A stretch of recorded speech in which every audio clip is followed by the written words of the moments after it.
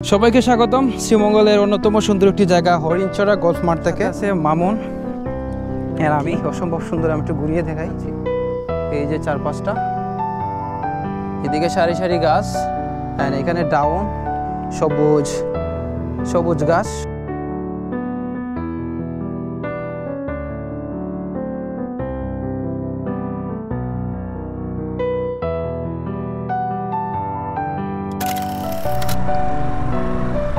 শ্রীমঙ্গলের main road থেকে ভিতরে প্রবেশ করলাম। আর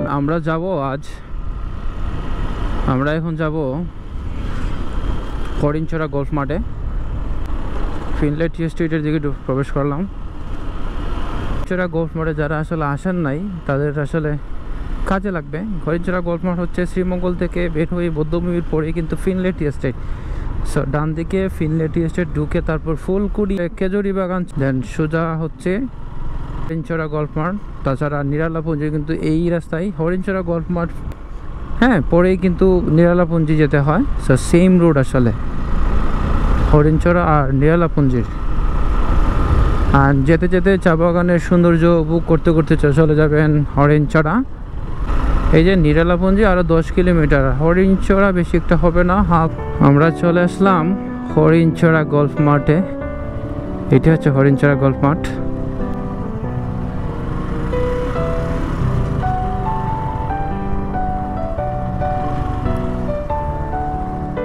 সবাইকে স্বাগতম শ্রীমঙ্গলের অন্যতম সুন্দর একটি জায়গা হরিণচড়া গলফ মাঠ থেকে। সো এখন আছি হরিণচড়া গলফ মাঠে। আমার সাথে আছে মামুন। অ্যান্ড কি অসম্ভব সুন্দর একটি ওয়েদার আজ আসলে। অ্যান্ড চারপাশের পরিবেশটা অনেক সুন্দর। এই দেখেন অবস্থা। এটা হচ্ছে হরিণচড়া গলফ মাঠ।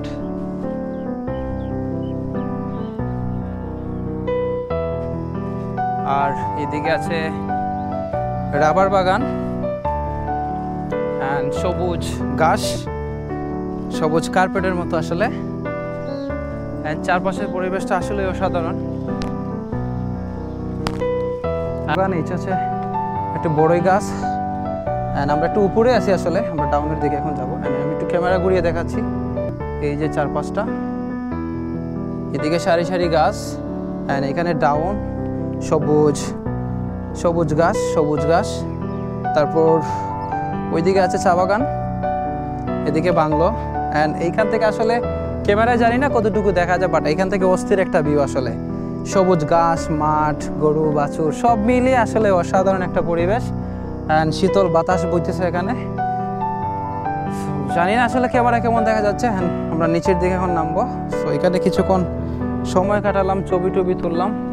সো গলফ মাঠ থেকে এখন আমরা বের হয়ে যাব। আর এটা হচ্ছে শ্রীমঙ্গলের ফিনলে টি এস্টেট দিয়ে আসলে এখানে আসতে হয়। অ্যান্ড যারা আসলে নিরালাপুঞ্জি যেতে চান, এটা কিন্তু পাশ দিয়ে চলে গেছে নিরালাপুঞ্জি। এখান থেকে আরও 9 থেকে 10 কিলোমিটার জায়গা। অ্যান্ড অসম্ভব সুন্দর হরিণচড়া গলফ মাঠ।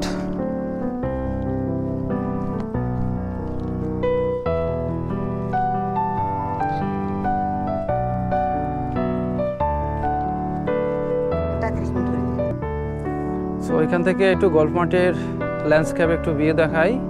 এ হচ্ছে রাবার বাগান। আর এই দিকের পরিবেশটা দেখুন।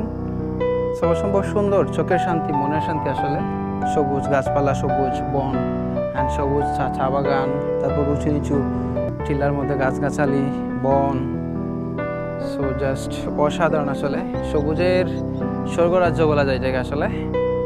চারিদিকেই সবুজ আর সবুজ, জাস্ট অসম্ভব সুন্দর। সো এই ছিল আসলে হরিণচড়া গলফ মাঠের ঘোরার এখনই উপযুক্ত সময়। এখন যেহেতু বৃষ্টির সিজন, এই সময়ে গাছপালা, বন সবুজ থাকে আর সতেজ থাকে, যার কারণে এটার সৌন্দর্য বহুগুণে বেড়ে যায়।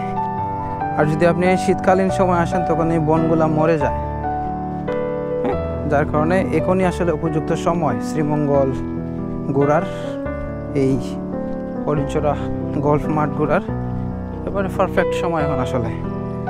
সো এই ছিল হরিণচড়া গলফ মাঠের।